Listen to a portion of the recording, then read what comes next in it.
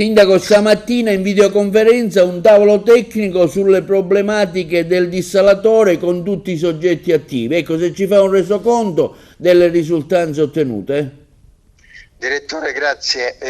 Niente, stamattina si è svolta un tavolo tecnico in videoconferenza con la struttura commissariale, Sicilia Acque, la Capitaneria di Porto e il Comune di Porto Empedocle. In quell'occasione si è discusso del dissalatore ed in particolare sulle richieste che il Comune di Porto Empedocle ha fatto per quanto concerne come opere compensative per la città.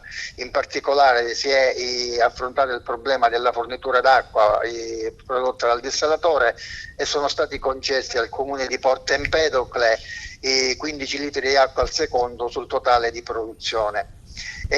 Inoltre su mia richiesta è stata anche presa in considerazione ed approvata la possibilità di procedere alla riparazione di tutte quelle rotture della rete idrica che di competenza laica ma che ad oggi non erano state affrontate.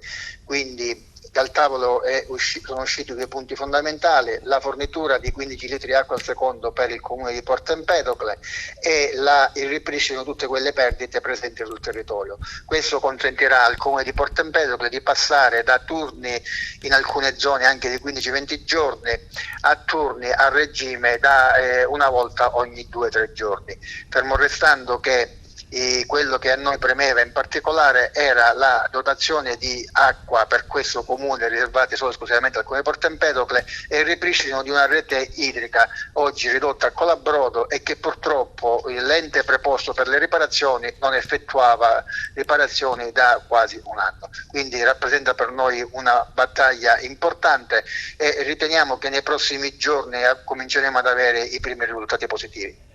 I tempi tecnici relativamente alla condotta idrica?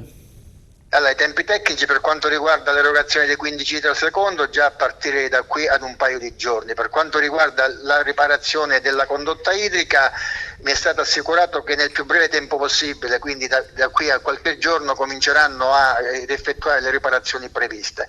Voglio però sottolineare e ringraziare la struttura commissariale, ringraziare Sicilia Acque e tutti gli intervenuti perché hanno preso a cuore e quindi hanno sposato la richiesta del Comune di Porto Empedocle, che in questo momento sta attraversando per tutta una serie di vicissitudini una serie di difficoltà, in modo particolare dico nei confronti degli enti che preposti a svolgere un servizio per difficoltà che anche loro stanno attraversando non effettuano da tempo.